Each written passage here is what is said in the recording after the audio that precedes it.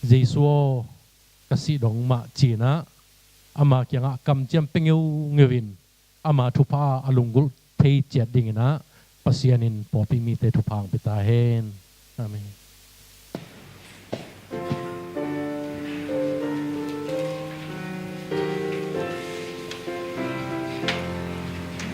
Giêsu vô ca si dongin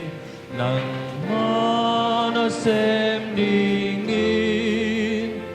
khi trong nó kịp cả cõi dâu nang ma cả lòng cả tô hồng ban pi tôn tương lệ tê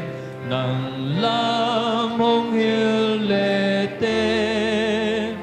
gal đô na ki ta kê ninh lam pam si khyal kê ni nung nai hong po khyal sa ken tu dang te nong ne den mu no phoi te in hong lên giang no phoi ten hong men ca ga te nong nai tom tung ca kim le ca lung sung thoa tế sang ông nai dỗ in một na pan hồng đa linh nang ma pa hồng sa sa kin ha siang atel ta kin lung sung hui pi anun chang mang lâu cả phun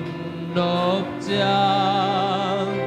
cả lương muôn thế na nghi na nông số na nông kham na hồng thế sa không ai sa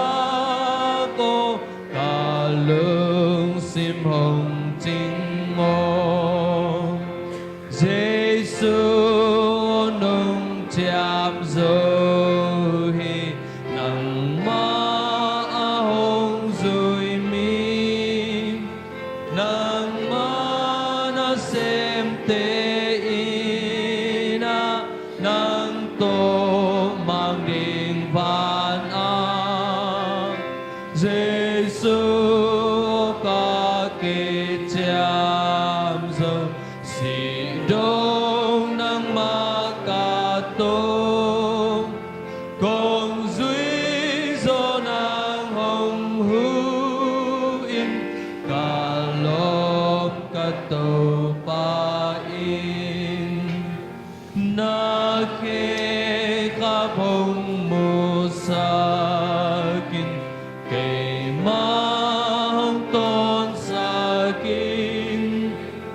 con duy thế năng man ta pi năng ma tha công muang hi hồng pi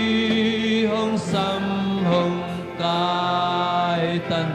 a tô tông hồng lệ